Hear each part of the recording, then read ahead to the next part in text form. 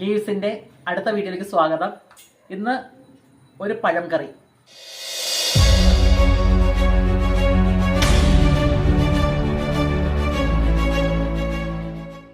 നമുക്ക് ഈ കൽച്ചട്ടിയിലേക്ക് കുറച്ച് പഴം അരിഞ്ഞതും 2 പച്ചമുളകും ഇട്ട് ആവശ്യത്തിന് വെള്ളം ഒഴിച്ച് വേവിക്കാം.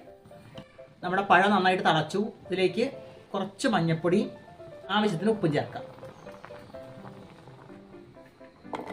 പഴം വേവുമ്പോഴത്തേക്കും നമുക്ക് തേങ്ങ, ഒരു 2-3 ജീരകം, സ്വല്പം മഞ്ഞൾപ്പൊടി, 2 പച്ചമുളക് നന്നായിട്ട് അരച്ചെടുക്കാം. ഇതുപോലെ നന്നായിട്ട് അരച്ചെടുക്കണം. നമുക്ക് അരപ്പ് ഒഴിച്ചു കൊടുക്കാം. പഴമൊക്കെ വെന്തു.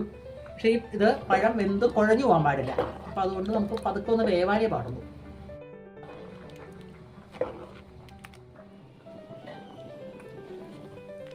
നന്നായിട്ട് തിളച്ചു. നമുക്കിനി കടുക് വറുത്താം. കുറച്ച് വെളിച്ചെണ്ണ ഒഴിക്കാം കേട്ടോ. കടുകിട്ടു. കടുകൊന്ന് പൊട്ടട്ടെ.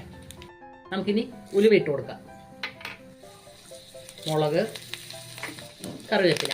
നമുക്ക് ഇത്തിരി മുളക് പൊടി ഇട്ട് കൊടുക്കാം. കാരണം നമ്മൾ കറിയിൽ മുളക് പൊടി ഇട്ടിട്ടില്ല. അപ്പോൾ നമ്മളിതിൽ എണ്ണയിലേക്ക് ഇട്ടു.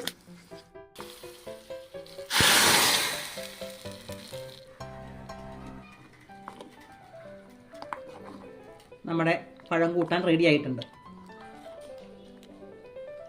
ഒരു പഴം ഉണ്ടെങ്കിൽ നമുക്ക് എളുപ്പത്തിൽ ഉണ്ടാക്കാൻ പറ്റിയൊരു കൂട്ടാനാണത്. അപ്പോൾ എല്ലാവരും ഒന്ന് ഉണ്ടാക്കി നോക്കുക. എൻ്റെ ചാനൽ സബ്സ്ക്രൈബ് ചെയ്യണം, ലൈക്ക് ചെയ്യണം, ഷെയർ ചെയ്യണം.